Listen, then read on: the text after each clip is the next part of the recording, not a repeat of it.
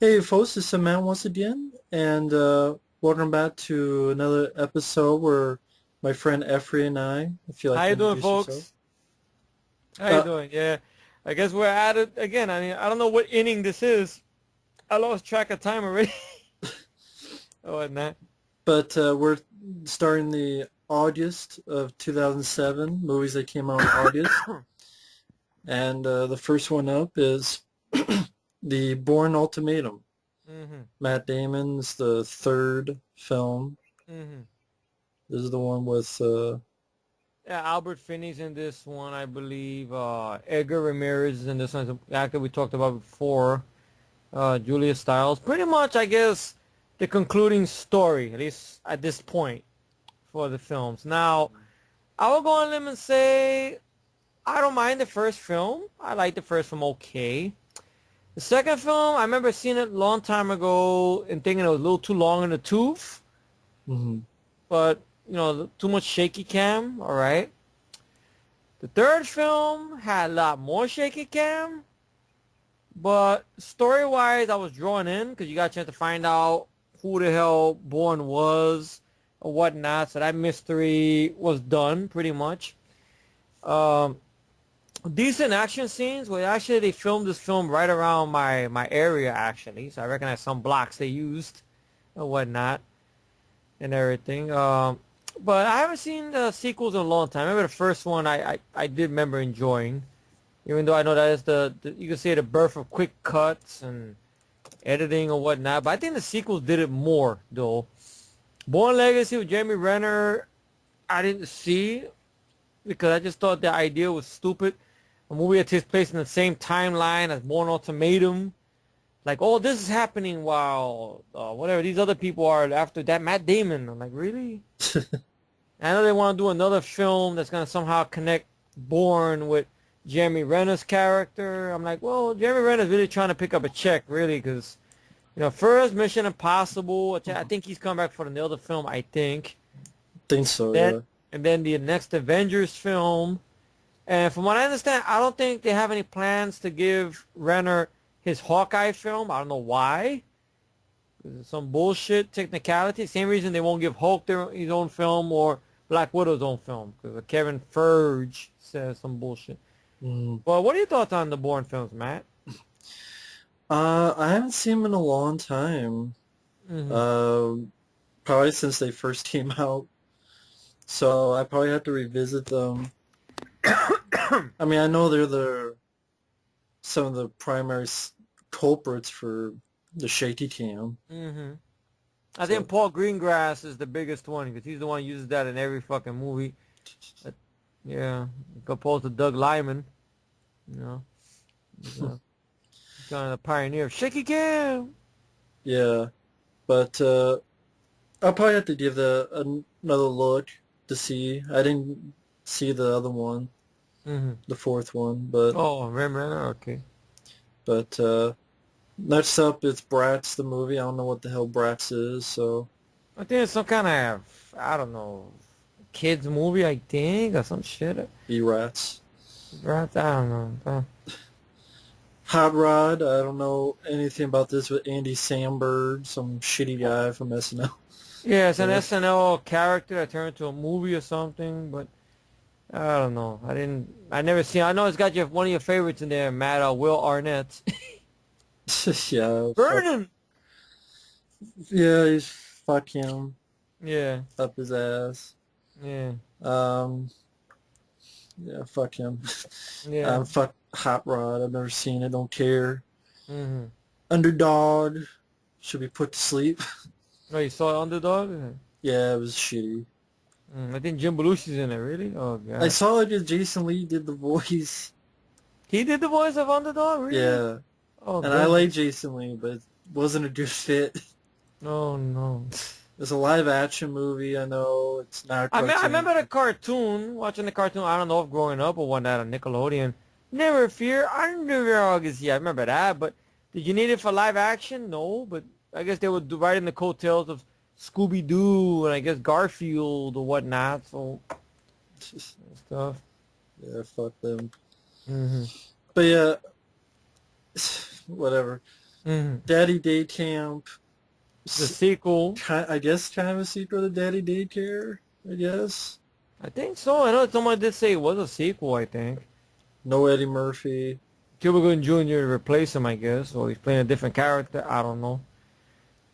No, whatnot. I mean, I didn't see the first one. I mean, but I know you told me you didn't mind the first one with Eddie Murphy or Yeah, whatnot. I didn't mind it for what it was. But Daddy Day Camp, I didn't, I'm guessing you didn't see it either. No, I didn't. I didn't see the first one, so why should I see sequel? I didn't know he said it. Uh, It's, well, now we get it's to directed by Fred Savage. really. Daddy Day Camp. Kevin Arnold directed this, really? Fred Savage Wow, directed Daddy Day Camp. Freddie, what are you doing? What are you doing? The star of the Wizard. I like the Wizard though. I I'd know. rather watch the Wizard than Daddy Day Camp. Yeah. I thought the Wizard had a good heart to it. At least. I Did you like ever the see Wizard. Yeah. I like the Wizard. Just gone from starring the Wizard to directing Daddy Day Camp. Now, he went from Wonder Years. I grew up watching him in Wonder Years as well. You know, I like the Winnie Cooper. I actually got to play Winnie Cooper and stuff, and everything like that. But I don't know. I didn't know he directed. Really, I'm shocked. They gotta give me a minute, folks, to get over it. Really, Fred said. Wow. Oh goodness. So I guess now we get to an interesting one here. Rush Hour 3. Now, It's a this piece of is kind of shit. this is basically a sequel that was too late. 7 years too late. Because last sequel was in 2001, which is a very good sequel. Yeah. And I don't know. I mean, I have the films, all three films. I haven't revisited them in like forever. I bought them in that 3-pack that they came out with, New Line did, or whatnot. And I don't know, to be honest. I mean, I know Jackie Chan, which I was surprised to find this out, he's not the biggest fan of these films, because I don't think it's not that he hates anybody in the film. It's just I think he doesn't get the humor. Right. Maybe that's what it is. I mean, he uses the money for this so he can use it to finance some of his Hong Kong stuff he does or whatnot. I know nowadays he's doing a lot of serious stuff Mm-hmm. or whatnot, which I would like to see some of his serious stuff or whatnot. I heard he was the decent part behind the Karate Kid remake, or should I say Kung Fu Kid? Oops. He was part of the decent part of that film or whatnot. A little bit, yeah. Yeah, but Rush Hour 3, going to Paris. I mean, I will admit some stuff I got chuckles out of. Like the scene where they go inside this dojo and this big giant motherfucker fights Chris Tucker and Jackie Chan. I got laughs out of that. But the thing in Paris with, what's this guy's name? Roman Polanski. Was it Roman Polanski? Yeah, Roman Polanski, yeah. The guy, the scumbag rapist. Yeah, Who, yeah, that guy. they have him playing this cop, which I didn't think his thing was funny. Him giving them cavity search with his ring finger and everything like that. I didn't find that funny. Then you had this cab driver who ends up helping them out. I thought he was he was annoying. Yeah. I guess you have the bad guy in the film who's somehow connected to Jackie Chan's character's past, which I recognize the actors. I know the actor was in Sunshine, I think, or whatnot. Right? Oh, yeah. Yeah, and everything. You had this fight on the Eiffel Tower, which at times it doesn't let they use CGI. Yeah, or obvious, yeah. Obviously, at times. Chris Tucker's character has fighting ability. I don't know how, but I guess they finally gave him fighting ability. I mean, I could watch as a time waster, but I cannot call it a good sequel. I mean, that goes to the second film, my humble opinion. Yeah. Whatnot, because you can just tell by the time the third film came around, it was pretty much about egos now, and about money. Pretty much, I know yeah. people will say, "Oh, but what do you think sequels are about? It's always about egos and money." But sometimes you could see, if an actor or actors have fun doing it, or if their heart is in it, or if they're Hello? Hello?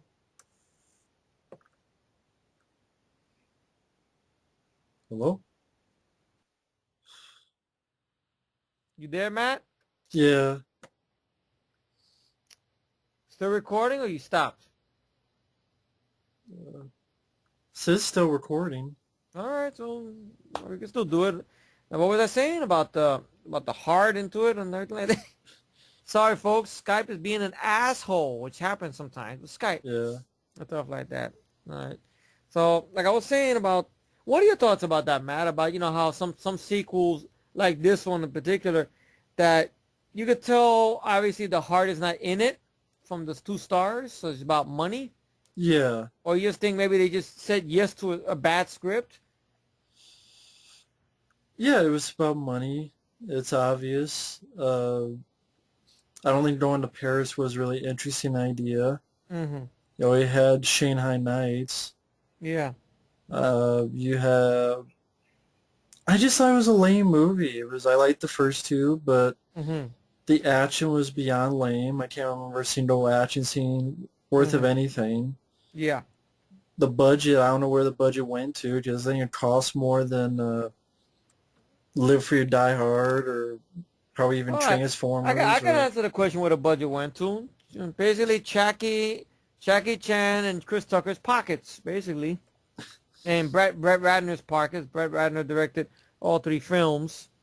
I mean, I So don't see $140 million budget you don't and see it on the screen. yeah, in that movie. Mm-hmm. And it was just really nothing to it. I mean, Chris Tucker had not done a film since what, Rush Hour 2? Yeah, and there was all this talk about how he was living off that money, basically, or whatnot. There was talk of a concert film, which never materialized, or whatnot. Right. And overall, it was just a really boring movie. I didn't think it was too funny. The action scenes were rather lame. The CGI was really obvious. Roman Polanski, didn't care for him in the film. Mm-hmm. It just, there was no heart into it. It was just going by the by the, by the motions, and it was just crappy sequel. I mean, I got chuckles out of 2 little scenes. I mean, the scene where they go to the dojo and that had that giant basketball player guy beat them both up or kick their ass or whatnot. And the scene with the nun, which I thought was kind of funny, with them trying to translate French to the nun and the nun and the guy cursing them out or whatnot or stuff Hmm. like that and stuff. Well, cut off his beads, his sissy beads and stuff and everything like that. But like I was saying, I didn't like what they did to Rosalind Sanchez's character, who was in the last film. How they explained her absence, I thought it wasn't even funny. I thought it was kind of mean the way they explained her actions. Something about how Jackie Chan and Chris Tucker's character haven't talked in 7 years since the last film. So I know the film ended, the second film ended when they were going to New York Yeah. to go to Madison Square Garden and see a basketball game, which I'm surprised they didn't go to New York. I guess maybe they figured, oh, then they'll throw September 11th in there. But there's other stories you could have done besides that. Maybe they're both fish out of water. Maybe in the big city in New York, it would have been more interesting than Paris. Because here they're both fish out of waters too, but the dialogue is not funny. But the thing with Russell Sanchez I didn't like was the reason they were not talking to each other after all these years is because Chris Tucker supposedly accidentally shot Rosalind Sanchez's character. And her character is explained to be with a wandering eye working at some restaurant or something, which I didn't think that was funny. I said, that's kind of harsh, you know? Right. Well, but Rosalind Sanchez wanted more money to come back or something? Or something like that. I don't know. Did she piss somebody? Did she piss one of them off while they were making the last film? I don't know. And shit. Nothing like that. But Rush Hour 3, I mean, like I said, I bought that trilogy pack. It's just sitting there for a while. I don't know when I'm going to revisit the films or whatnot, but Yeah. it's just, I don't know. I mean, Rush Hour, I think what it is, the Rush Hour films, if you think about it, they don't exploit or show the reason we love Jackie Chan. That's probably what it is. Yeah. Because I guess maybe reason being is because maybe because Jackie Chan at this point on in his career, he has done so much damage to his body or whatnot. He might have, yeah. Probably pretty much and whatnot. I mean, I mean, we looked at all his films pretty much. I mean, you've seen all these little stuff they have toward the end of the film on his extras on whatnot. All these stunts, like how he almost got killed doing one stunt or doing this stunt. Like I think it was Rush Hour 2 or 3. I forgot which one was it. That a table or a chair hit him hard in the chest and he had to be rushed to the hospital. Yeah, I know I what don't you're remember which talking one was it. about. Yeah, But yeah, yeah. Right. Some wear and tear on him, I guess, yeah, or whatnot. So maybe that's why he had to cool it with the stunts. Pretty much, you know. yeah, So it could be that. So the movie has its problems, but I can understand. That's a sequel. I can understand why nobody likes it. I can understand. So I mean, who knows how I'm gonna feel when I revisit it again, you know? But if I want to see Jackie Chan at his stunt best, I could watch him in Police Story. I could watch Rumble in the Bronx. I could watch Super Cop or First Strike or hell, Who Am I? You know, many of his other films and stuff. There like that. So anything you want to say in closing on Rush Hour 3? fuck it. Okay, no problem. Now we get to another film which deserves a big fuck you. After Dark Films, which these people, they do not make any good films. I'm sorry. I mean, I haven't seen The Deaths of Ian Stone. I know Matt speaks a lot of good things about it or whatnot. And basically, you know, they every so often during this time period, since I think 2006, they had this thing where they had the 8 films to die for or whatnot. I know Skinwalkers, I don't think was one of those films. But they all have these horror films. I know one of them was Penny Dreadful with Macaulay Culkin's then wife or whatnot, which I didn't care for. There was one about these med students that had Jessica Alba's brother in it, which I remember as another one I didn't care for, that had a downbeat ending. Then there was another one, I believe, that had I barely remember those films. That's how good they were, really, because they all have shitty endings, and I blocked them from my mind. Skinwalkers was directed by Jim Isaacs, same guy who gave us Jason X and The Horror Show, and how this is a very disappointing film next to those films, and stuff like that. And, well, what the hell to say about this film? Do you remember anything about it? I know something about werewolves versus werewolves, I think, or humans versus werewolves. I know Rhonda Mitri is in it, that's an actress. Mitra, which is an actress. I never liked it. I know she's Laura Croft, folks. Before somebody says that, but that's the body. The acting is a different story.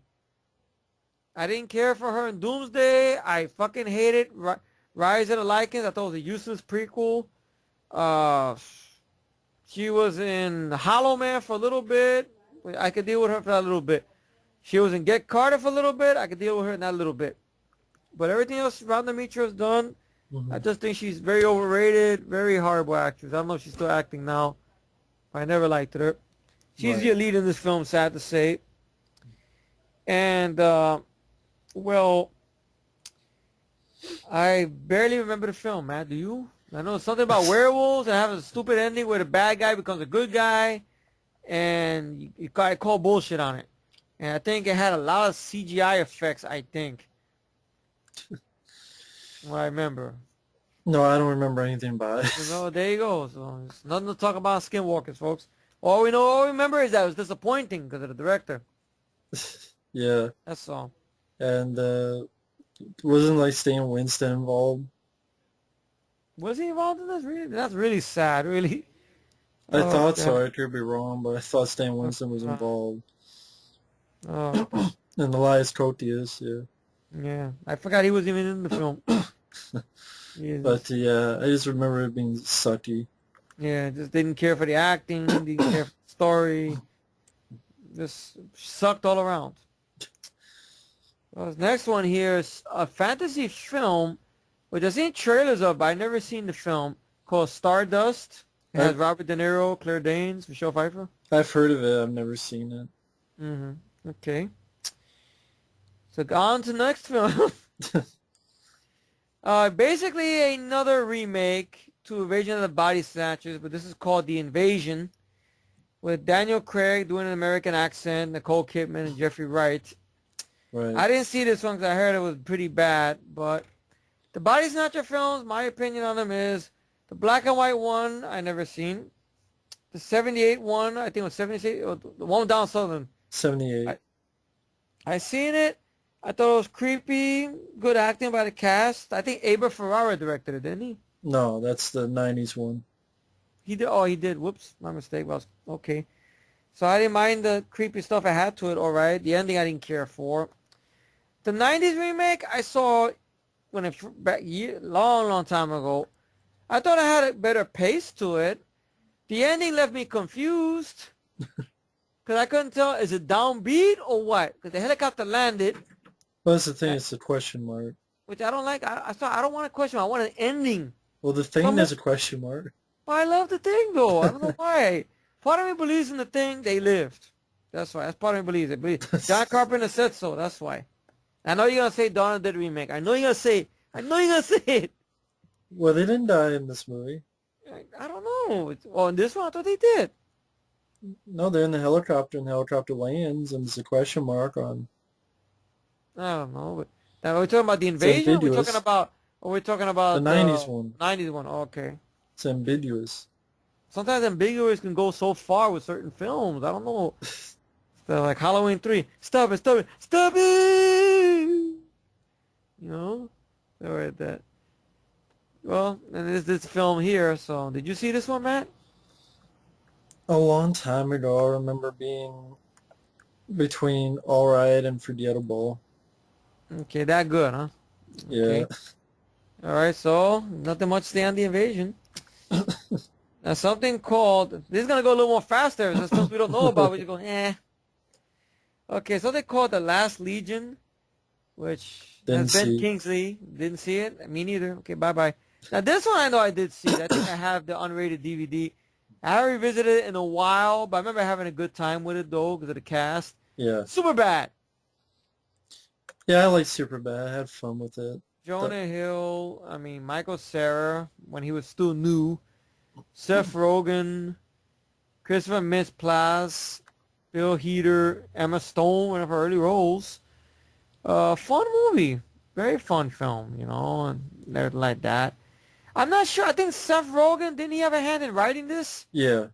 So, ironically enough, the lead character's name that Jonah Hill plays is Seth. Seth and Evan, which I think that's the director of the film. Evan. No, that's the other writer of the film. Or the other writer, Evan. Okay, whoops. So I don't know if it's based on their exploits or what. Because I'm not sure. When does the film take place? Is it supposed to be a 90s film or 80s film? Because it has a retro feel to it. I don't know why. I'm not sure if it's said. Yeah, because something about it has a retro feel. I don't know why. Well,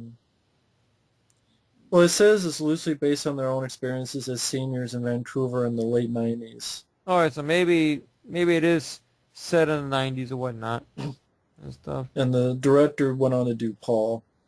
Okay, Paul's another good one. I like the Paul. Paul's a fun one, yeah. I had fun with Superbad. That was pretty funny. I know you said in a recent rant that you could deal with Michael Cera here. Yeah. Because he was still new. Yeah. But every other film after this, it's the same schmuck in every movie. Basically. To me, yeah. Because between him and Jesse Eisenberg, I know Mike says he can't ever tell them both apart because their acting is the same. Yeah, I didn't care for... I didn't see Juno, but... Scott Pilgrim vs. the World I hated. Yeah, I tried to watch that. I couldn't sit through the rest of it. Has some good notes to it, like, okay, the little bit of the video game vibe and references. I could see that, but I need to be in a better film, which I do want to find that film press start or whatnot. Oh, yeah. I know you told me that's better than I thought Scott so, Pilgrim yeah. and stuff like that. The Superbad, I remember having a good time with. I'm looking at my DVD collection right now. I know I have the original DVD in my shelf. Yes, I do. I see it. Okay, it's right there. Yeah, the unrated DVD. Whatnot I got. Somewhere around. I know it's in the shelf and stuff, but, it's a fun film. Fun film. Okay, now this one here, next one. I did watch the TV show on HBO when it was on, which I had fun with at the time when I was a kid. I didn't mind, and that of course is Mr. Bean's Holiday. Now, this one to me I thought was ho hum because I'm actually one of the few people that didn't mind the 1997 film because with Peter McNichol, I had fun moments with it or whatnot. But I haven't seen it like forever, so I don't know if that will hold up. But I could say I like that better. That one was called Bean. This one's Mr. Bean's Holiday. And this one released to a big studio, Universal. I think it had William Dafoe in it or whatnot. But this one I didn't care much for. I don't know. It just seemed like the story just didn't work for some reason or another. And everything. Just left me like, eh. I know you're not crazy about Mr. Bean. No, I'm not. All right, so. Next one. Yeah, we're going through August fast, folks. Resurrecting the Champ. Samuel Jackson, Josh Hartnett. Didn't see it. Didn't see it? Okay, so not me neither. September Dawn. John Voight. Didn't see it. Didn't see it? Okay. Now, this one will be an interesting one now. Very, very interesting one, folks. The film is War. What is it good for? Absolutely. I know Matt's going to say that. Nothing. Okay. All right. He's right, too. It's Okay. nothing. Okay. We agree to disagree. All right. Now, this is the film that had Jet Li versus Jason Statham. And Jet Li said it sucked. Jet Li hated the film. Okay. Now, I understand behind the scenes there were some problems because on the DVD there were two sets of commentaries, one with the writers and one with the director. Yeah. How the writers wanted it to be a certain film, but how the director wanted his way. And Jet Li got pissed at either one of them. I don't know how. Because basically what it was is I thought it was the director. I don't know whoever he got. Jet Li hates the film in general. I don't remember exactly why. He doesn't do interviews, so he doesn't explain or whatnot. But, you know, from what I understand, the writers wanted the film to be more straightforward. They wanted the end fight to have a lot of technique to it, to show Statham's technique and Jet Li's technique, to be all-out fight. Okay. The director, on the other hand, wanted, let's use something in this warehouse, let's use weapons, let's use this, because it's not really a contest, Statham versus Jet Li. But like you mentioned before when we talked about underrated films, not underrated action films we hate, I think you mentioned this on that list, I think, Matt. And then you said, but that'll make you root for Statham more, which I can understand. Now, I liked the film because, for one, when I saw the advertisements of the film, I wasn't that psyched about Lee versus Statham because, first off, I know in reality there is no contest, but I know it's not reality. It's a movie and stuff like that because Statham, he's a brawler, but I don't think he's a match for Jet Li. Well, okay, then once again, you bring that point up. I'll make you want to root for him. Granted. Okay. So, I went on the film just with an open mind.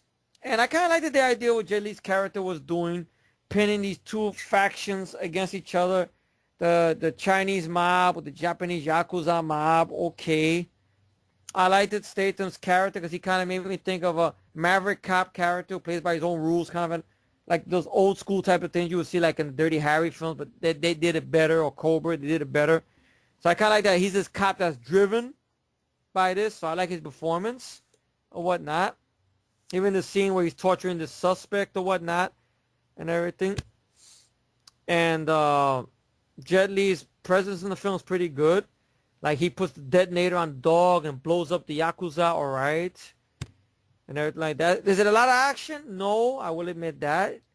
But I was interested in the mystery and the story and whatnot. I didn't mind the twist. A lot of people called it a cheap shot, but I didn't mind it. Why not? It's just me, my girlfriend, along with another friend of ours, Marv Karen from Mexico, who didn't mind the twist and everything like that. But everybody else, including Matt, didn't like it. And the movie performed, I don't think it did well box office-wise or whatnot. And I think the reason that Statham wanted to do the film is because Statham had worked with Jet Li on The One. And he had been training with Corey Yun for fight scene with Jet Li. and they trained very hard with Statham to do the fight scene, but for one reason or another, this scene got cut out of the film. It didn't make the final cut. So now it probably worked out for the better because Statham around this period had already done the Transporter films and everything like that. So people knew Statham could fight. Was he doing constant martial arts films left and right? No. But still, because he did Crank. Crank was a good movie. I will admit the Crank films are better than this film. Granted. There's no argument there on that. And everything like that. So they did this film or whatnot. And then, of course, they would go on to work together again with the Expendables or whatnot. That's a whole other argument right there. Of course, when you get to the sequels. But I didn't mind the film. I mean, yes, I know the ending for this, for somebody says it down below. It is ambiguous. I know the ending's ambiguous on this. And the director did that on purpose to leave it open for sort of a sequel. Because basically what it is, they have their fight. I'll blow away the twists. I know everybody's seen the film. They hate the film, basically. We find out that Jet Li's character is actually the partner of Jason Statham's character. That he's got some face surgery done to look like the killer that supposedly killed his partner and his partner's family. But the partner actually killed the killer who couldn't be killed with a toilet lid, basically, which I know that's kind of lackluster or whatnot. And I'll be right back, folks. Matt, go on. I didn't like this film because I thought it sucked. I think the story sucked. I think the fucking trailer sucked because they lied. The whole trailer was supposed to be Statham versus Lee. That's what all the trailers said, and it wasn't. It's like, Jet Li's doing this over here, and Statham's doing this over here. And then, oh yeah, Statham's not really that likable, and then the twist is Statham is a bad guy. And Jet Li, his family died, but then some of the shit he's doing, he's not really that likable either. Just seems like he's getting either innocent people killed or this and that.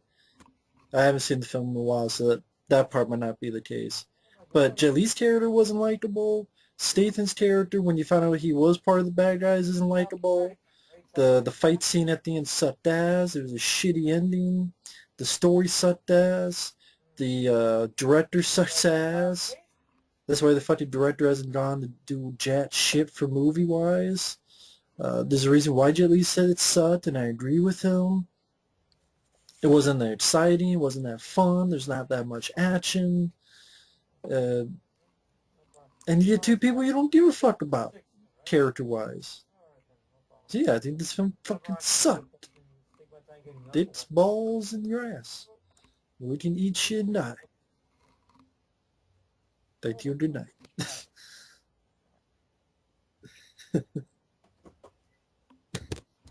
Okay, sorry about that, folks. I forgot to silence the ring on the phone. I bet you Matt was ripping apart War, right?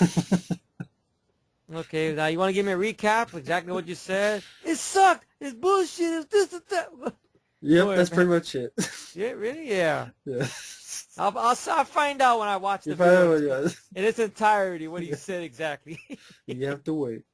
Yeah. Let's see. And everyone don't like this movie. It's ridiculous. I don't understand. Now, if I know Matt wouldn't do that, no. Yeah. Would you? No, I know you did. All right. So I guess we. What happened? Said the movie eats dick. All right. We agree to disagree. No worries. Oh shit. Okay. Now we go to our next one. You finished with War, or you want to go more on with it? Speaking of balls of fury. Well, there you go. Okay, I do. I'm done. Balls of Fury.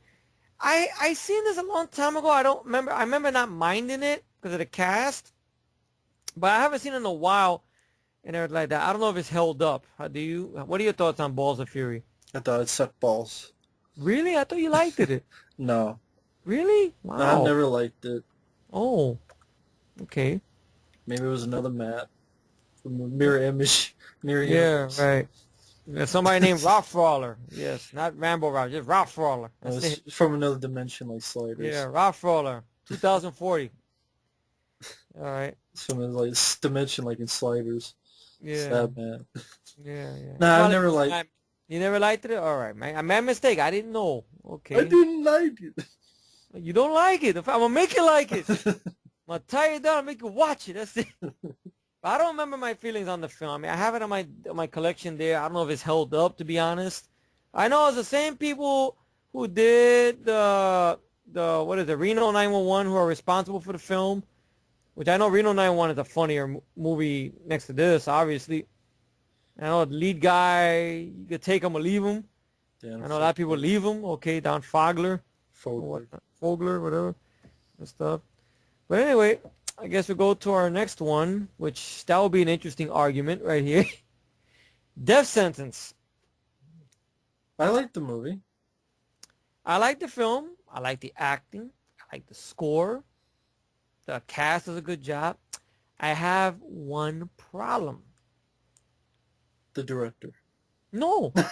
I know. I didn't say the director. I know. I have a problem. I have one problem, which that little problem keeps me from loving the film, though. Because okay, I'll go into a quick synopsis. All right. Kevin Bacon is a guy named Nick Hume, right? He has 2 kids and a wife, Kelly Preston, right? He's coming back from a game. His son, I believe, is a hockey player or whatnot. And they stop at a gas station, and by horrific bad luck, the station gets robbed by a bunch of punks. It's because he pulls out the gun and didn't shoot the guy. But wait a minute. Wait, let me get to the whole thing. Why you gotta jump into it? Come on, man. That's the scene. That's it. Because okay, you know why? You know why? Because I like Garrett Hudlin as an actor, our lead bad guy, right? Yeah. And for the whole time in the film, you're building to hate this guy so much for what he's done to Kevin Bacon, right? And what happens when you build the character up and you want to hate him so much? You want to see his demise.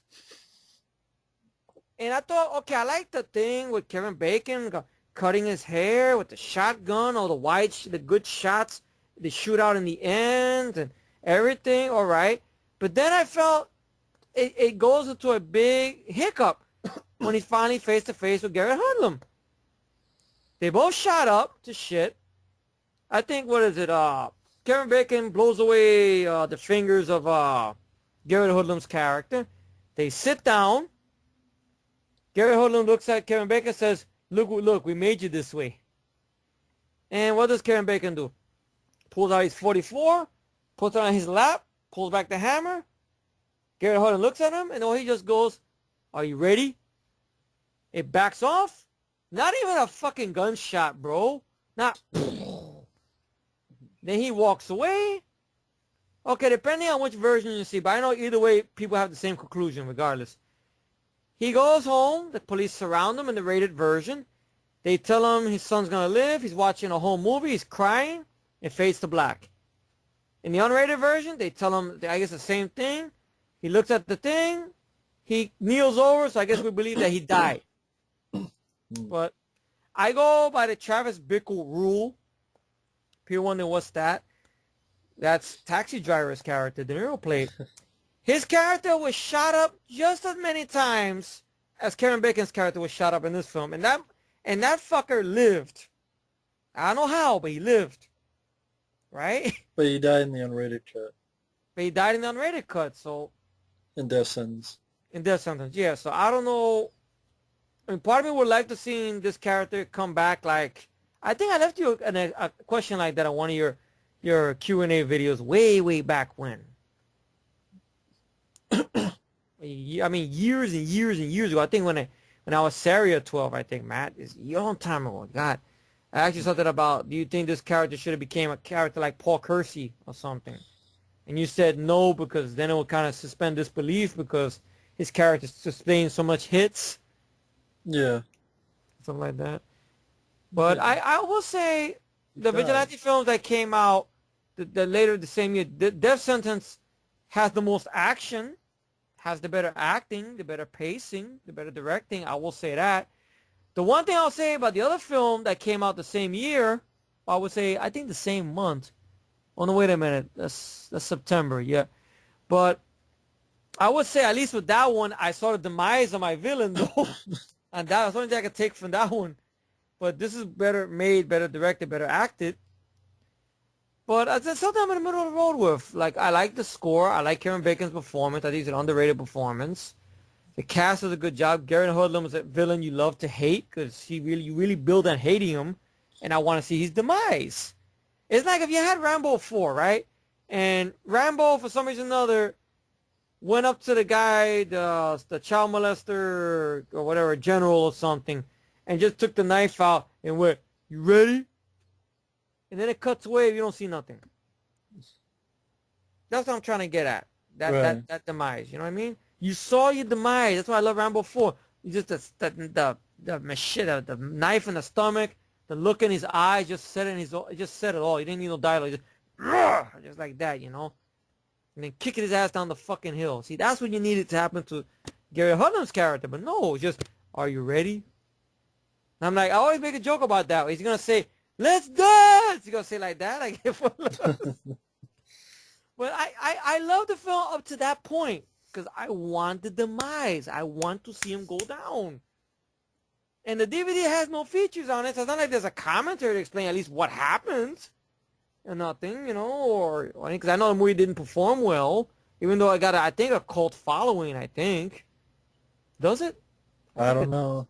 Because I know many people on YouTube talk a lot of good things about it. And shit.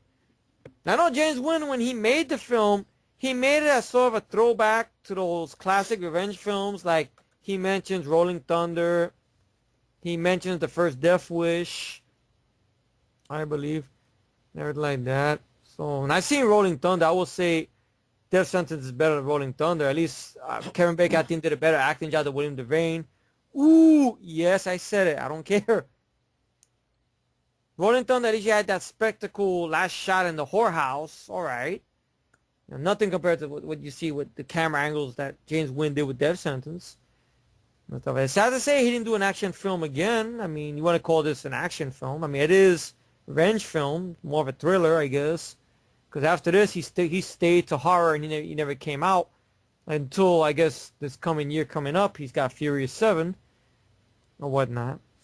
But anyway, I've gone on enough about Death Sentence, what my problem with the film is. But I know Matt has no problems with the film, which is cool if he does. Anyway, what's your thoughts on it, Matt?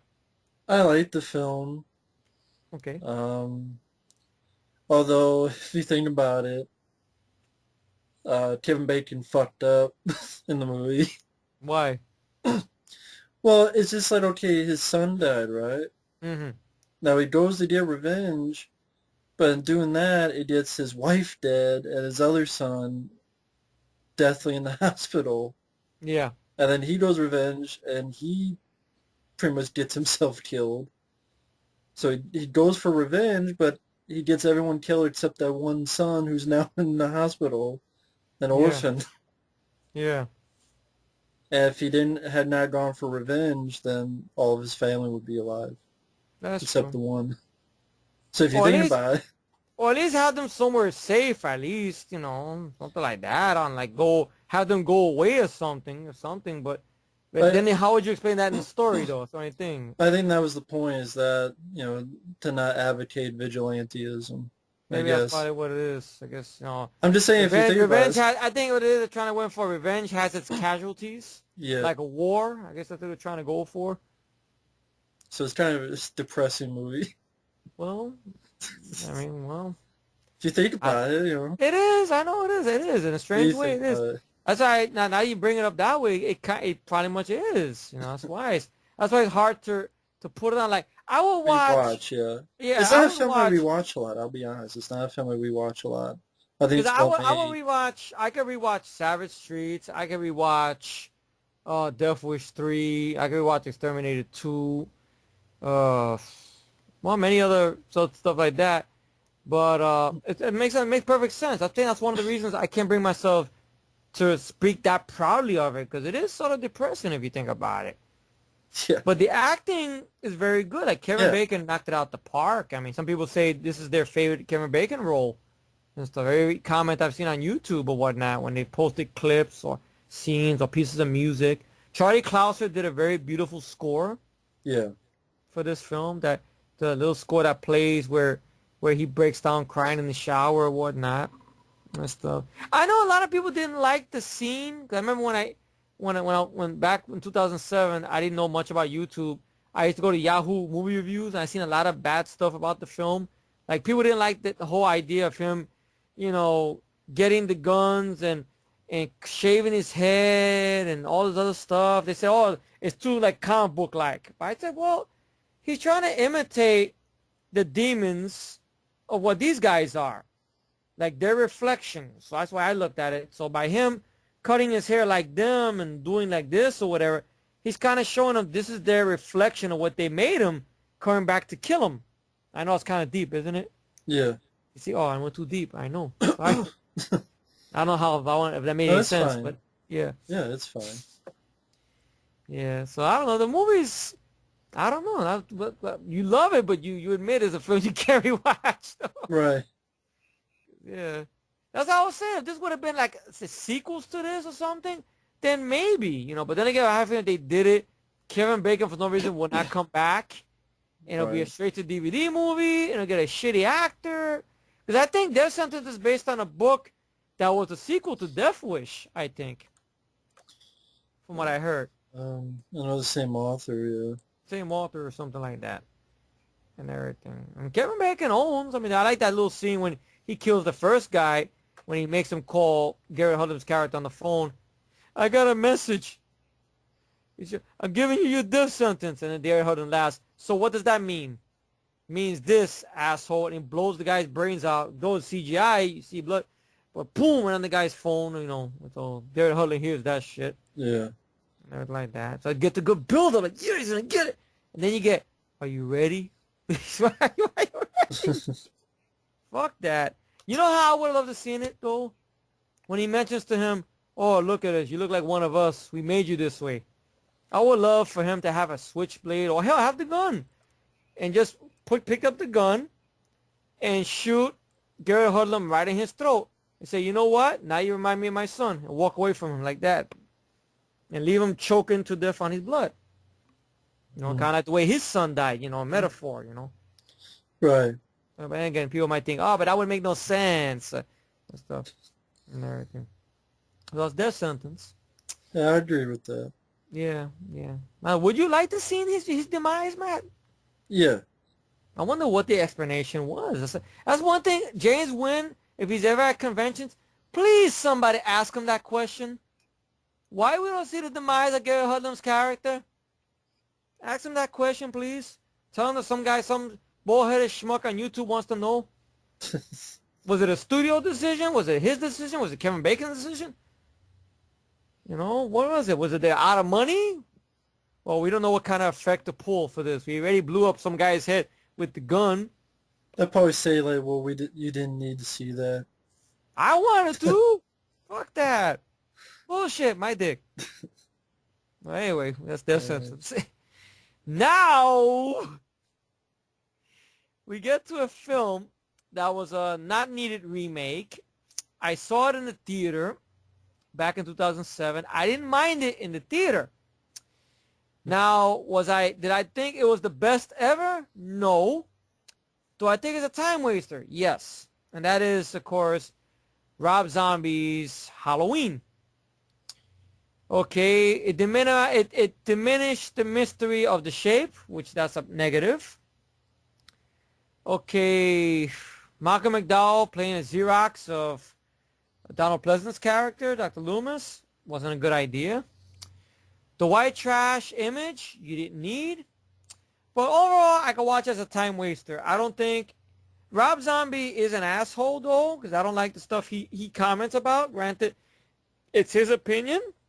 How he wants to criticize Texas Chainsaw Massacre remake and whatnot. Sorry, folks. It's just something I'm beeping here or whatnot. That's all Rob right. Zombie. Yeah, Rob Zombie calling me. Well, you're a fucking asshole, yeah. But Puto. Yeah. But, you know, he talks a lot of shit about remakes, this and that. And then he went on to do this film. And then he made a big statement about, oh, I don't need sequels or whatnot, because you do sequels, you kind of diminish the fact. That's what happened with the original film. They had sequels, and they diminished the essence of the original film. Then he was going to do Tyrannosaurus Rex. That never happened, and I guess somebody offered him fucking money. He did H2. H2 was a piece of shit. Or whatnot, all around. And Rob Zombie talked more shit. Oh, people pay money to see a bad sequel. Like he said on one of the, I think he said that on that 25 Years of Terror, I think. Was it that one? Documentary? I know they interviewed him. He says people pay to see a shitty sequel. I I can't think it was, remember. I think it was that one. I know that 25 Years of Terror was done back in 2003 or something, way before this film was conceived. And of course, it makes sense if you think about it. Look at the fucking, what do you call it? His H2. They made money, I think, or whatnot. But the film I can watch as a time waster. I am not a fan of his unrated cut, the version he wanted, which having Michael Myers being favor rape and a stupid ending with Michael Myers surrendering Laurie Strode, only so a bunch of cops could shoot him, and they try to put this pity thing on him or whatnot. It just didn't work and everything like that. But go on, Matt. Tear it to shreds. I know you have great reasons to hate this film or whatnot. And I can understand wholeheartedly. It's shitty. It's I don't know what I can say about it. There's nothing good about the movie. The acting sucks. The characters are white trash assholes. The dialogue is like, oh, fuck, you fucking the fuck. That's what it is. It's a prequel, but it's a remake. And the prequel is boring as hell.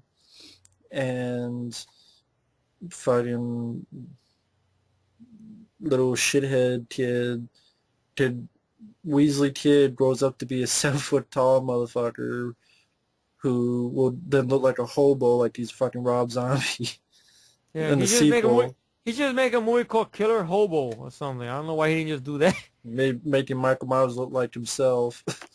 Yeah. With a beard and all in the sequel. He Yeah, like made Michael Myers look like Rob Zombie. either that or the wild man from that movie was it don't go in the woods at night or you might be killed. There's a friendly beast to chop you up in little pieces. Remember that? It's Ken Foray dies in the shitter. Yeah. Fucking Martin McDowell, he's a twerp. Daniel Harris basically cursing up a storm. See your titties. Nice titties, but that's the only time we see them because she don't do nudity in that many films. That's sad. Scout Taylor, straight out of Compton, is Straight out of Compton. She can't. she can't act, and she's not likable, and she says, "Oh my God, oh yeah," talking to her mom about fucking or something. Like, Yeah. the D Wallace stone about D Wallace, I should say, about fucking, and unlikable characters, white trash all the way through. Mm-hmm.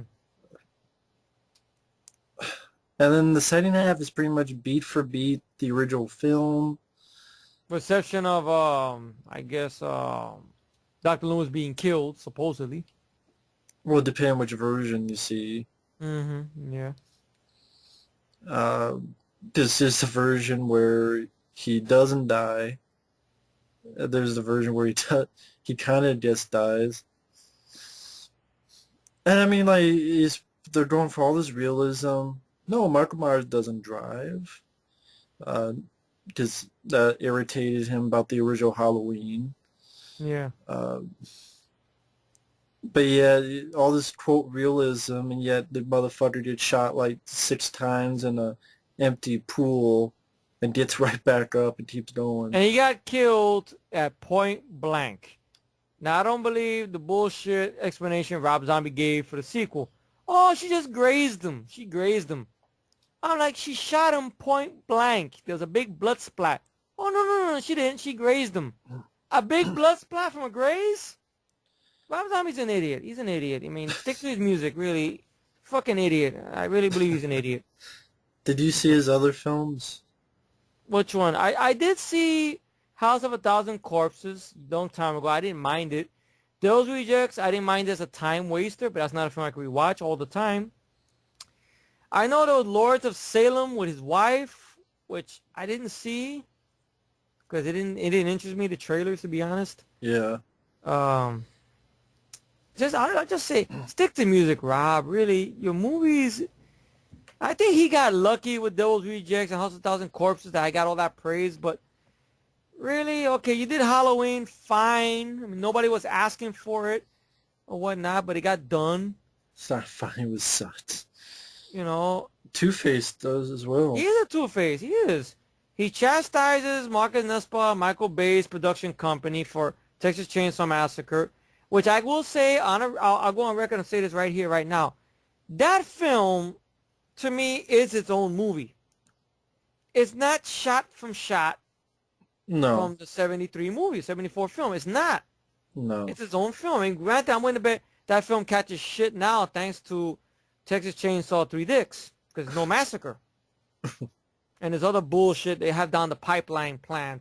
Another prequel, Leatherface, in a mental hospital. So wait a minute, Leatherface was in a mental hospital? I never knew that shit. I knew Michael Myers was. So what kind of bullshit they gonna pull out of their ass now? I don't know. Well, he is Michael Myers. Well, I guess so. Big hulking maniac. We don't need names. We just know he's a big hulking, giant, 7-foot tall maniac. That's all we need to know. Who sits on the dick. Who sits on a dick and smiles. That's it. But, you know, Rob Zombie is an asshole, though. I mean, I like the film, okay, but it's not a film I could defend with my fist like I used to, because I learned all this backstory about Rob Zombie, him being a two-face, talking a lot of shit or whatnot, that his remake is better. I think he had the nerve to criticize John Carpenter's film a lot more and stuff. Yeah. And everything. Yeah, talking a lot of bullshit about, but you don't see no blood, you don't see this, and everything like that. Laurie Strode wouldn't be like that in today's age. I'm like, wow, you just can't have her be a normal girl who just happens to be a normal, quiet girl. No, you can't. No, she's got to be a girl that makes jokes about dicks and about Ben Tramer raping her and all the other stuff. And then, of course, Lindsay or the other character they got there. I forgot the one that PJ Souls played, the cheerleader girl, which the remake is this girl who talks about pussy and snatch and everything. There's nothing wrong with pussy and snatch, don't get me wrong, but it just seemed like it is the white trash movie showcase.com. Basically, that's what it is. Yeah. That's Rob Zombie's film, whitetrash.com. You sure you like this? I mean, I didn't, like, when I saw it a long time ago, okay, I liked the film, okay. That's what it is. I could put it on as a time waster. Right. John Carpenter's film, to me, is the superior movie. Yeah. It is. It's the superior film. Well, what is it that you like about it? I didn't mind the characters for what it was. Okay, I didn't mind Tyler Mane. Okay, he is a giant hulking motherfucker for his shape, but I didn't mind him and everything like that. The kills, I didn't mind the kills. The thing with him being a kid and putting on the Michael Myers mask looked very goofy with a bad shaky cam. I didn't care for that. I didn't mind the kid actor for what he had to do, what he was told to do. Okay, a little bit of scenes in the mental hospital, all right, for what they were. Malcolm McDowell, you could have got somebody else or whatnot. Scott, straight out of Compton, she was okay. That was it. But like I said, it's a film I can understand nowadays why nobody likes it, though. So I could put it on to me as a time waster, to waste my time and just put it on just when I'm doing something on the computer, watch it back and forth or whatnot. Okay. There are people I do like that. I do like the fact that Laurie Strode, or not Laurie Strode, but I'm not gonna call Laurie Strode, Scott straight out of Compton, got a chance to blow Michael Myers' brains out. I don't give a fuck what Rob Zombie's explanation is.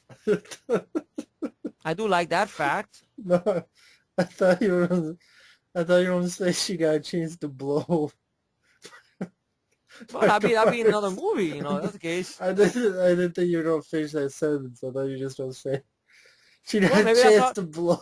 Maybe I thought she got the role. Maybe she did that to Rob Zombie. I don't know. She got a chance to blow Michael Myers. She blew Rob Zombie. She blew his mind. That's, He was in a three-way with him and his wife. Sorry, folks. I just thought he was going to say she got a chance to blow Michael Myers, and that's it. Blew him away. But you know, I like the film okay. Like I go by in the whole thing over here, basically. I mean, there was a time I could defend it, but hearing the backstory, what Rob Zombie's done and what he said, it's hard to defend now. That's what it is. Right. Or whatnot. You know, I could deal with the theatrical version. His unrated version that leaked online, I fucking hate it. I fucking hated it. The rape scene, which first off, you don't need in any film. That's my opinion. I don't think you need it. It wasn't needed in this film. And it was thrown in there. I don't know why. I guess to specify that Michael Myers is a sick motherfucker and he doesn't give a fuck about rape or nothing. The only thing I guess his attention is the fact that they grabbed one of his masks that he made. And that's it. And Danny Trejo's in the film. He dies like a bitch. And I know Rob Zombie makes a joke on the commentary how Danny Trejo said, Rob, why you make me die like a bitch? Because Danny Trejo was the guy who was talking to Michael Myers a lot, and Michael Myers pulling him with a TV or whatnot. Yeah. Shit and everything. And everything like that. But the film, it's just, like I said, I'm not going to repeat it no more. But anyway, Matt ripped it apart, so it is what it is. Yeah. Did not need a sequel at all. And fuck Rob Zombie for talking out of his asshole. Okay.